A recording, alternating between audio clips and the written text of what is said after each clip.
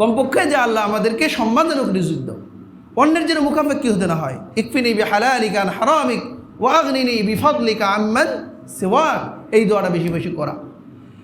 তো এইভাবে করে যে দোয়া কবুলের শিষ্টাচার শেষ করে দিচ্ছি, যে একটা বড় শিষ্টাচার হলো যে হালাল রুজি গ্রহণ করা। যা আমি সব আদব রক্ষা করলাম, 3 বার করেই দোয়া করলাম, হ্যাঁ, নবীর প্রতি দরুদ পাঠ করলাম, সব আদব শিষ্টাচার রক্ষা করেই দোয়া করতেছি, কিন্তু যে মালবাসুনা হারাম ও মাশরাবুনা হারাম ও মাকালুনা হারাম, যা আমাদের পোশাক, আমাদের খাবার, আমাদের পানীয় সব কিছু হারাম, হারাম দ্বারা আমার শরীর লালিত পালিত হচ্ছে, তাহলে যে আবু হুরায়রা রাদিয়াল্লাহু থেকে বর্ণিত আছে যে নবীজি বলেন যে একজন ব্যক্তি খুবই উস্কো শুষ্ক মাথা নিয়ে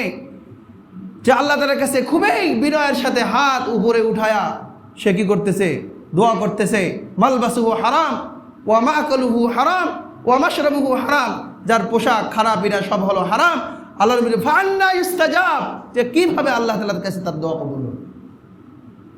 যে সে যে এইভাবে চাইতেছে, অথচ কবুল করার কথা ছিল, হাত উঠে দোয়া করলে আল্লাহ তার হাত কি দেয় না, ফেরত দেয় না, কিন্তু সে যে পরিস্থিতি কায়েম করছে ফান্না ইস্তাজাব, তাহলে এই পরিস্থিতিতে তার দোয়া কিভাবে কবুল হলো।